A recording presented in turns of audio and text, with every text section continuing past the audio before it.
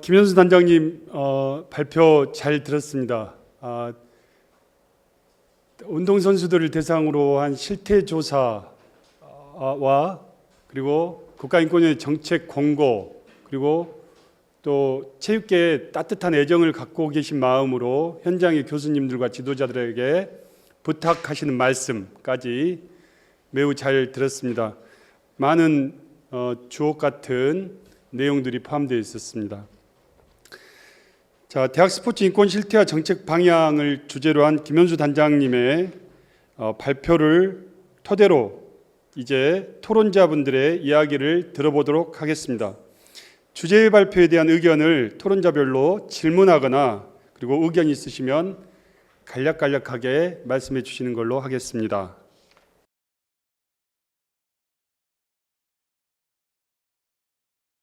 네, 발표 잘 들었습니다. 발표에 대한 질의응답과 토론이 이어지겠습니다. 먼저 앞서 토론자를 소개해 드리겠습니다. 우선 앞서 발표해 주신 김현수 단장님 함께 자리하셨습니다. 그리고 토론자로 조건 국민대학교 교수님 함께 하셨습니다. 스포츠인권연구소 함은주 박사님 오셨습니다. e스포츠 월드의 주재원 변호사님 함께 하셨습니다. 우선 첫 번째로 발표 내용에 대한 질의와 응답이 있겠습니다. 먼저 누가 하실까요? 우리 조견 교수님 먼저 해주시겠습니다. 네, 제가 먼저 질문 드리겠습니다. 현재 학생 선수 인권 향상에 대한 사회적 관심과 정책적 관심이 많이 높아지고 있습니다. 그동안은 주로 저희는 초, 중, 고등 학생을 대상으로 한 학생 선수에 대해서 정책적 관심이 경주했는데 최근 들어서 이번 쿠스프에서 대학생 학생 운동 선수에 대해서도 관심이 높아지고 있습니다.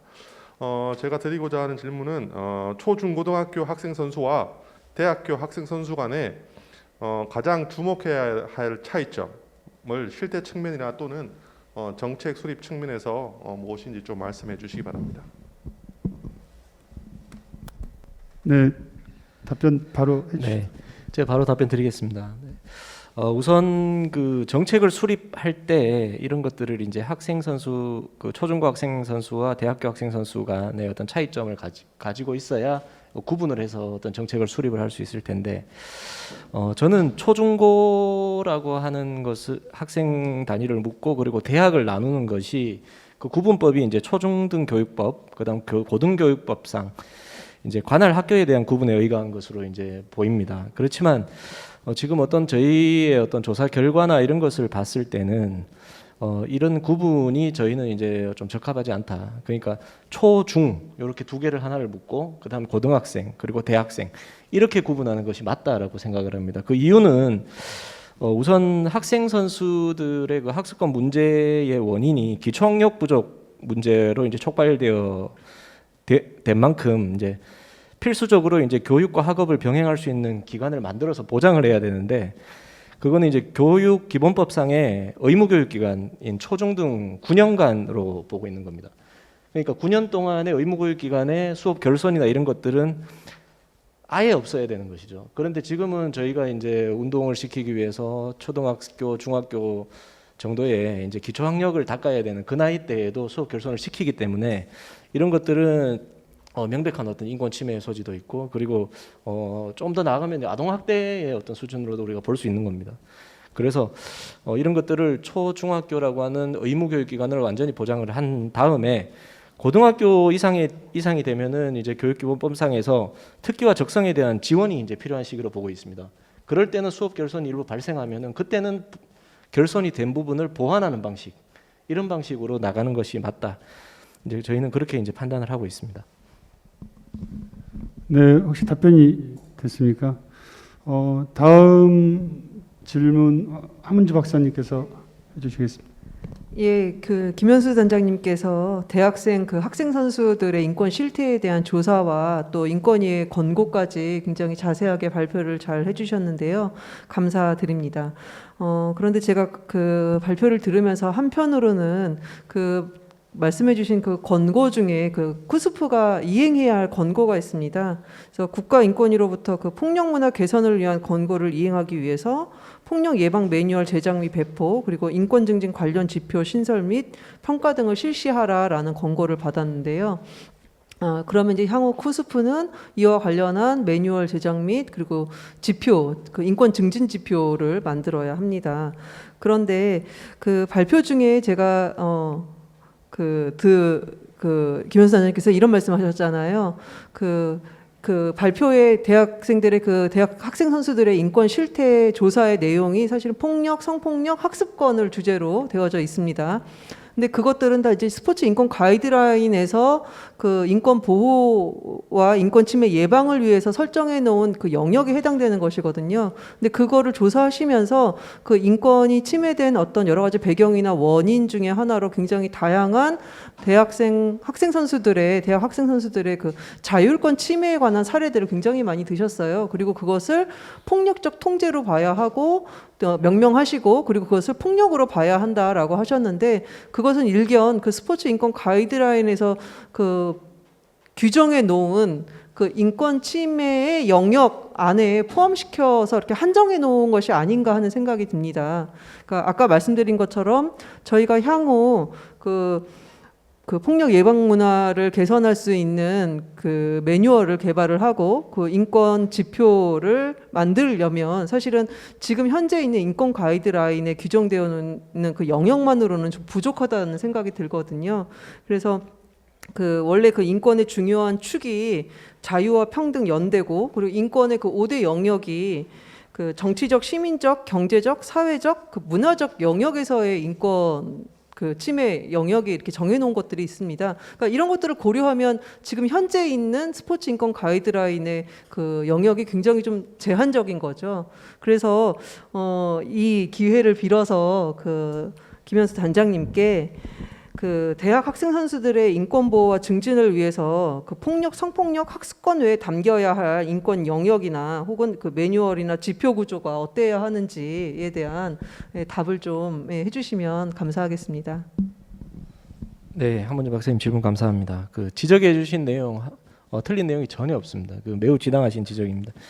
저희가 이제 인권위의 가이드라인이 만들어져서 그 스포츠 인권 문제 이러면 이제 폭력, 성폭력, 학습권 이 세 가지 영역으로 이렇게 국한된 것은 현재로서의 한계다라고 이렇게 분명히 말씀드릴 수 있습니다. 그렇지만 지금 현재 상황이 그 우리가 이 가이드라인을 만든 지 지금 한 10년 정도가 흘러 있는데 여전히 현장에서는 폭력, 성폭력 문제 같은 그런 심각한 인권 침해 문제가 여전히 발생하고 있다. 그래서 이제 이것을 갖다가 이제 정부에서 이런 것들을 좀 시민사회계가 이런 것들을 개선하자라고 했을 때 우선 과제가 무엇이냐라고 하면은 항상 폭력, 성폭력, 학습권 문제로 국한되는 이제 그런 문제들이 계속 발생을 해온 겁니다. 그러다 보니 이 문제를 갖다가 이제 해결하기 위해서 이제 저희도 이제 사실 이번 직권조사를 통한 그 폭력적 통제라는 개념을 이렇게 가지고 나온 것도 사실 어떻게 보면 실무상의 어떤 한계였다라고 말씀을 드릴 수 있을 것 같습니다. 그래서 저희가 이런 것들을 또 화두를 던지고 이런 문제가 또 어떻게 확대되어 나가야 될 것인가 이런 것들을 계속 이야기를 하고 시민사회계에서도 이런 것들을 충분히 합의할 준비가 되어 있고 현장에서도 이런 것들이 이제 준비가 되었을 때 지금 말씀하신 대로 그 5대 영역에 해당하는 그런 인권의 내용으로 저희가 외연을 넓혀 나갈 수 있다라고 이렇게 생각하고 있습니다. 특히 그 지적하신 5대 영역은 그 A 규약, B 규약 거기에 이제 기반을 하는 것이죠. 그래서 거기에 보면 이제 국가가 우리의 어떤 건강권, 그다음에 이제 행복권 추구와 관련해서 이게 최소한의 어떤 보장이 아니라 최대주의적인 입장을 취해야 된다라고 이렇게 천명을 하고 있습니다. 그렇기 때문에 저희도 이런 방향에서 최대한 이 5대 영역이 보장될 수 있는 방향 그런 것들을 이제 생각하지 않을 수 없다. 그리고 뭐 그런 날이 이제 곧 오지 않겠냐 이렇게 이제 기대는 하고 있습니다. 감사합니다. 네, 답변 감사합니다. 그 다음 주지원 변호사님 질문 있으시면 해주세요. 네, 국가인권위원회 조사 결과 중 그 비중이나 중요도가 아주 좀 작아 보이지만 정말 기본에 해당하는 그런 문제 인식 차원에서 지금 폭력적 통제로 볼 수 있는 그런 외출 예방 통금, 복장 제한 등의 문제 등이 지적이 되었습니다. 사회적 분위기나 시스템과 전혀 무관하지 않다고 보이는 점이 우리 사회가 원칙적 금지와 예외적 허가를 이렇게 강요 내지 그런 분위기에 있다 보니 자기 결정권 또는 행복추구권에서 파생되는 일반적 행동 자유권이 침해 또는 제한되는 그런 조사 결과를 목도할 수 있었습니다. 그래서 혹시 이런 자기결정권 침해와 같은 상황이 왜 지속되는지 또 그 이유가 무엇인지 또 인권위 차원에서 그에 따른 대응책이 혹시 있으시다면 말씀 듣고 싶습니다. 네. 그 발표에서도 언급을 했지만 저희 현재의 스포츠 현장에서는 구타나 뭐 폭행 이런 직접적인 폭력 범주의 사례들은 줄어들고 있습니다. 실제로는. 근데 이제 현장에서는 때리지만 않으면은 나머지는 된다라는 의식이 지금 풍선 효과처럼 이렇게 나타나고 있는 그런 문제가 있다는 것이죠. 그래서 어떻게 보면은 현장의 지도자들은 그런 강력한 통제, 그런 폭력적 통제만이 지금 그 지도력을 유지할 수 있는 거의 마지막 보루다 이런 식으로 지금 인식하는 경향이 상당히 강합니다. 그래서 이런 것들을 이제 통제를 어떻게 좀 완화를 해야 되냐. 그러면 운동부 지도자로서 학생들을 선수를 어떻게 할 수가 없다. 이런 사실 하소연들을 하고 있거든요. 그렇지만은 우리가 그런 인터뷰나 아니면은 그 여러 가지 그 조사를 통해서 이제 확인했던 거는 그런 어떤 통제가 꼭 필요하다라는 말들이 상당히 그 지도자들이나 이런 개인적 기준에서 나오는 말들이다라는 것도 마찬가지로 확인을 했습니다. 어떤 통일된 기준이 없이 어떤 지도자에 따라서 다 다른 형태로 나타나고 있다라는 것이죠. 특히나 이제 그 중에 한 사례 중에 하나가 휴대폰 압수와 관련된 것들인데요. 실제로 많은 지도자들은 저희하고 이렇게 인터뷰를 진행하는 과정에서 학생 선수들의 휴대폰을 압수하는 것에 대한 어떤 문제의식을 거의 가지고 있지 않습니다. 이거는 뭐 거의 뭐 당연하다라는 정도로 인식을 하고 있고요. 그리고 삭발과 관련해서도 운동 성적에 따라서 삭발도 이걸 강제로 하지 않았냐라고 이렇게 물어보면은 권유를 했다라고 이렇게 이야기합니다. 사실 지도자라고 하는 우리나라에서 그 운동부 지도자라고 하는 그 지위가 상당하다라고 봤을 때 그 권유는 사실상 강요가 될 수 있거든요.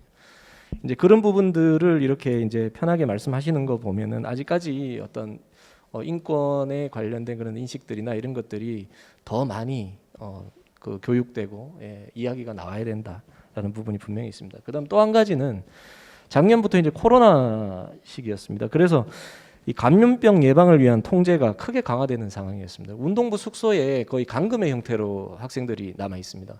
혹시 나갔다가 혹시 감염이 돼서 운동부 전체에 어떤 문제는 일으키지 않을까 이런 염려를 이야기를 하면서 아예 그냥 그 숙소 안에서 나가지도 못하게 이렇게 하는 경우들이 상당히 많습니다. 실제로 그런 문제와 관련해서 저희 인권위에도 진정이 상당히 들어와 있습니다. 지금 그런 것들을 봤을 때 일상생활 통제는 사실 코로나 시기와 여러 가지 그 상황들이 겹쳐서 지금 거의 뭐 심각한 수준으로 지금 치달아 있다 이렇게 이제 말씀드릴 수 있을 것 같습니다. 네, 답변 감사합니다. 또 혹시 추가적인 질문 있으면은 해주시고요. 없으면 제가 그 위원님들께 공통의 질문을 하나 드리겠습니다.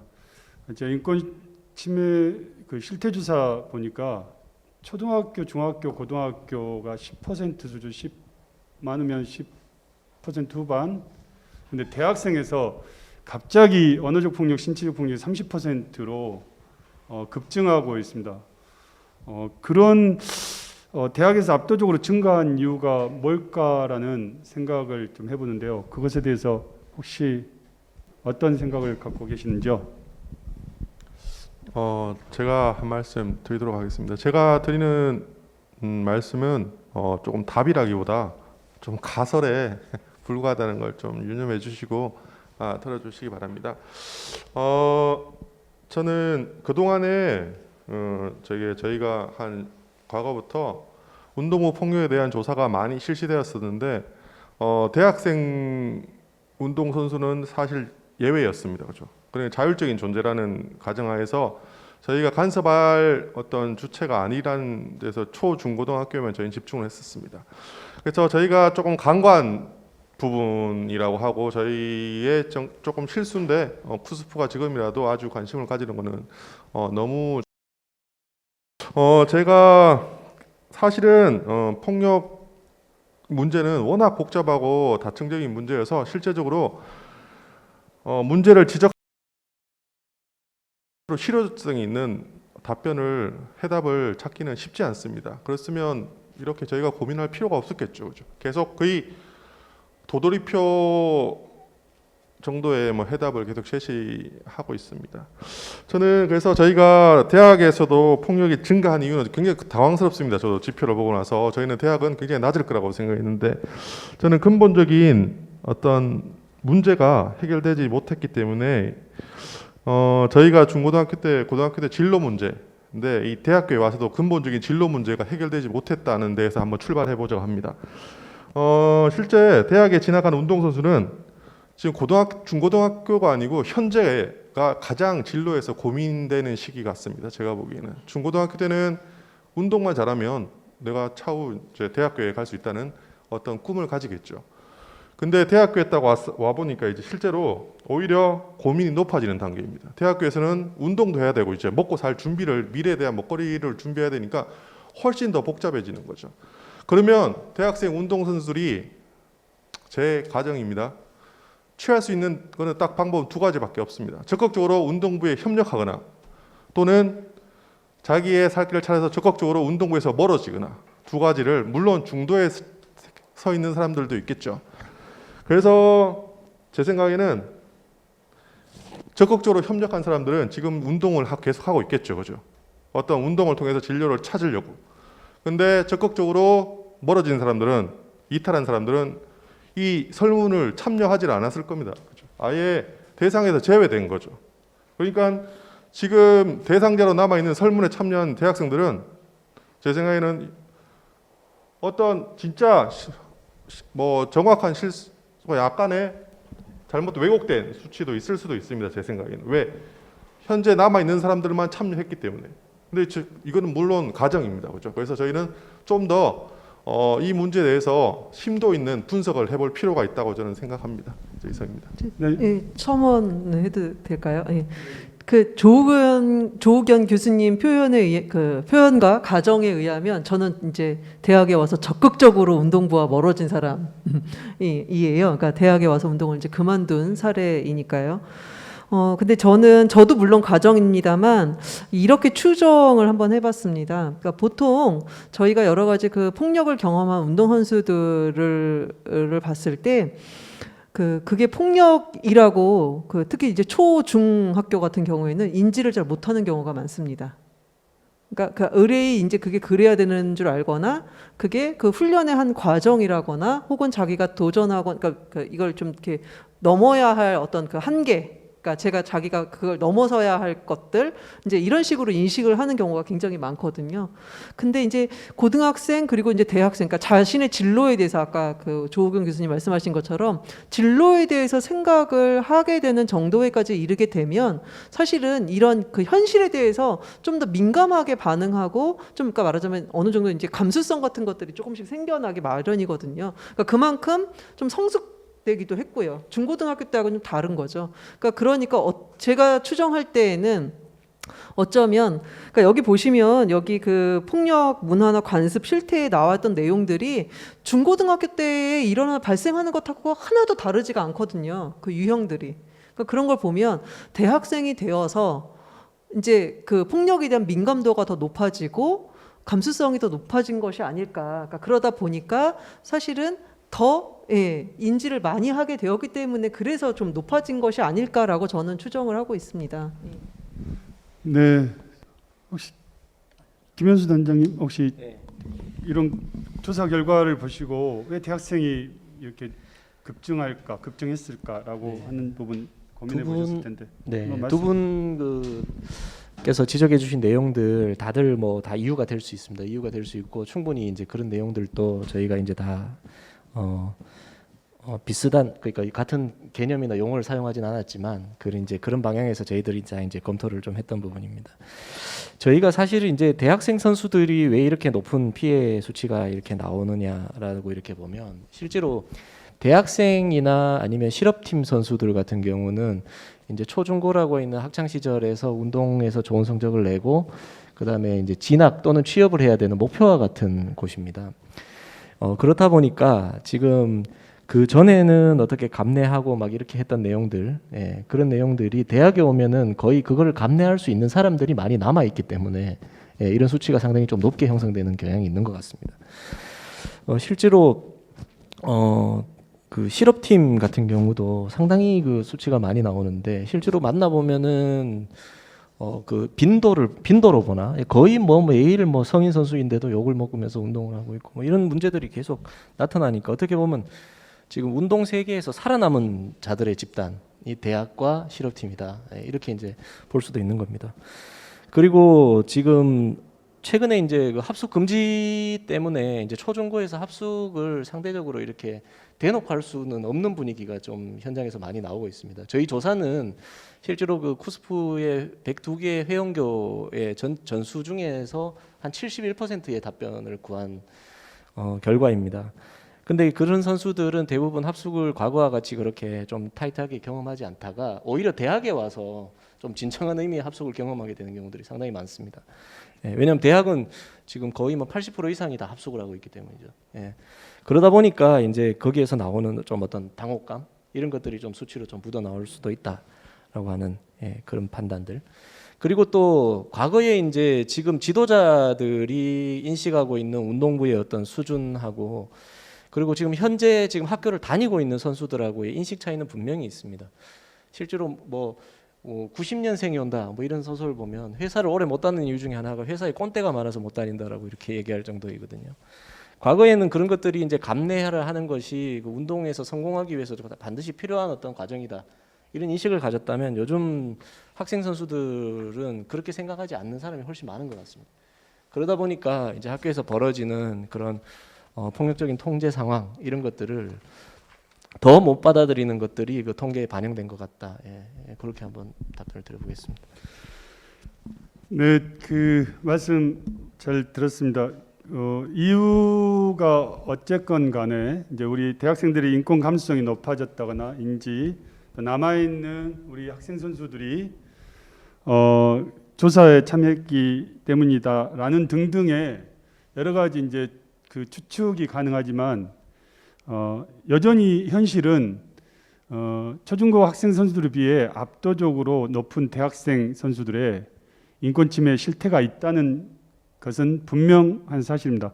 이것을 개선하기 위해서 우리가 노력해야 된다는 건 또한 분명한 사실인 것 같습니다. 자연스럽게 합숙소 이야기가 나왔는데요. 그 국가인권위에서 최근에 그 가장 좀 와닿는 단어가 폭력적 통제라는 개념이 새롭게 우리한테 제시되고 있습니다. 폭력, 성폭력, 학습권, 인권 침해 이런 이야기 난 폭력적 통제라는 용어가 나왔는데요. 이 폭력적 통제는 합숙소에서 가장 많이 일어나고 있는 게 사실인 것 같습니다. 그러면 이 합숙소의 근본적인 문제가 무엇인지, 왜 여기서 폭력적 통제가 이렇게 빈번하게 일어나는지 이것에 대해서 조금 생각을 나눠볼까 하는데요. 혹시 생각하고 있는 거 있으시면 자유롭게 말씀해 주십시오. 아까 발표하실 때 사실 김현수 단장님이 이미 제안을 한번 또 해주시기도 하셨는데 실제로 이제 그 합숙소라는 것이 일단 필요한가? 그러니까 일단 답부터 해결 방안이라는 답부터 말씀을 드린다면 그 운동부만의 합숙소라는 것이 과연 필요한지에 대해서 그 재고해봐야 한다라는 말씀을 좀 드리고 싶고요. 그 합숙소라고 하는 공간이, 그러니까 사실 저희가 합숙이라는 걸 떼어놓고 우리가 그 운동을 마치고 돌아가는 곳, 그래서 집에서 하는 일들이 무엇인가를 생각을 해보면, 그 합숙소는 마찬가지로 그 가정이나 집의 역할을 그 해줄 수 있어야 하거든요. 근데 실제로 학교 현장에서 대학 내에서 합숙소라고 하는 공간이 그 집의 역할, 그러니까 가정의 역할을 하는 그런 공간이나 장소가 아니라, 또 하나의 훈련의 연장이 되는 그런 공간으로 있는 겁니다. 그러니까 아까 폭력적 통제라는 이름 아래 들어가 있는 개인의 일상, 그러니까 자유시간을 통제하고 데이트 같은 것들, 그러니까 다른 사람과 인간관계를 맺는 것들도 통제하고 휴대폰도 통제하고 음식도 통제하고 그러니까 다양한 것들의 통제가 생기는 거죠. 그러니까 그 중요한 아주 관점은 그러니까 훈련과 일상을 완전히 이렇게 좀 분리하고 구분하는 것들, 그러니까 그런 것에 대한 인식 개선이 굉장히 중요하다라는 그런 생각이 일단 듭니다. 그러니까 아까 다시 한번 말씀드리면 답부터 말씀드리자면 합숙소, 운동부 전용 합숙소라든가 운동부 전용 기숙사라는 것이 과연 이제 이게 필요한 인권적으로 필요한 것인가에 대해서 생각을 해봐야 한다라는 말씀을 드리고 싶습니다. 예. 자연스럽게 이제 폭력적 통제가 많이 이루어지고 있는 합숙소에 대한 해결 방안으로 이제 넘어갔는데요. 이것에 대해서 뭐 말씀 주실 거 있으면은 또 자연스럽게 주시죠. 혹시 예? 지금 하문주 박사님 말씀해주신 대로 지금 사실은 이게 꼭 필요하냐라는 데 대해서는 저도 회의적입니다. 거기에 대해서 실제로 저희가 인터뷰를 하면서 학생 선수들의 목소리를 좀 전해드려 보면은. 아니 예를 들어서 일반 학생들하고 같이 섞여서 기숙사 생활을 하면서 그 코치나 감독 같은 지도자들이 정해놓은 스케줄에 그 시간에 나가서 훈련하고 그리고 훈련이 마치면 일반 학생들하고 섞여서 생활하는 형태 그런 형태가 된다면은 어떨 것 같냐 이런 이야기를 하니까 아니 갑자기 글썽거리는 겁니다 이 친구가. 예, 생각을 안 해봤습니다. 안 해봤지만 정말 좋을 것 같습니다. 예, 그러니까 이게 지금 사실은 아까 말씀하신 대로 돌아가서 휴식을 마음껏 취하고 이래야 할 수 있어야 되는데 여전히 운동을 마친 시간에도 그 통제의 공간으로 돌아간다라는 것은 상당히 어려운 일인 겁니다. 누구에게나. 예. 그래서 저희도 이제 실업팀 조사에서도 마찬가지로 그 운동부 합숙소가 실업팀도 굉장히 많이 운영이 되고 있습니다. 그런 것처럼 그분들은 어떤 한 분은 24시간 직장 생활하는 것 같다 이렇게 이제 표현을 하고 있거든요. 마찬가지라고 생각합니다.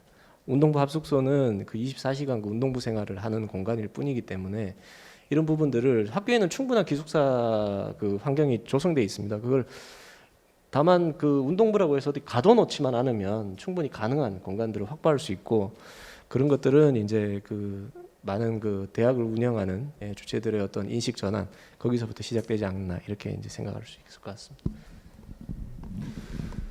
아마도 이제 대학생이면 성인에 들어온 건데요. 성인에게 가장 중요한 것은 자기 선택권, 자기 결정권에 있을 겁니다.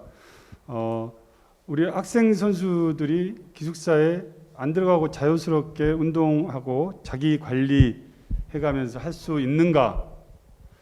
아니면 지금 현재대로 지금은 타율 관리 시스템이죠. 정해진 스케줄대로 24시간 같이 먹고 자고 운동하면서 운동을 위해서 그런 시스템이 굴러가고 있으니까요.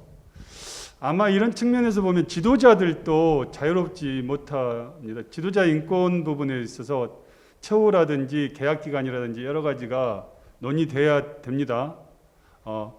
그리고 한편에서는 합숙소에 늘 학생 선수들 관리하느라고 집에 일주일에 한 번 갈까 말까 하고 거기다가 전지훈련이라든지 시합 있으면 또 지방으로 가야 되고 그래서 아빠 역할, 남편 역할, 아들, 딸 역할 잘 못하는 게 또 합숙이라는 시스템이 가져다주는 지도자들의 인권 침해 영역에 포함될 수도 있다는 생각을 좀 해봅니다. 우리가 지금 상대적으로 지도자 인권에 대해서 조금 논의를 하고 있지 못하지만 충분히 국가인권위원회에서도 지도자 인권 무엇이 문제인가라는 것으로 실태조사가 들어갈 필요가 있다 이런 생각을 하면서 이번 세션 시간이 거의 다 되어서 이걸로 마치겠습니다. 근데 마지막으로 뭐 혹시 하시고 싶은 말, 부족한 말 있으시면 해주시기 바랍니다. 없습니까? 그럼 1부 세션은 이대로 마치겠습니다. 감사합니다. 수고하셨습니다.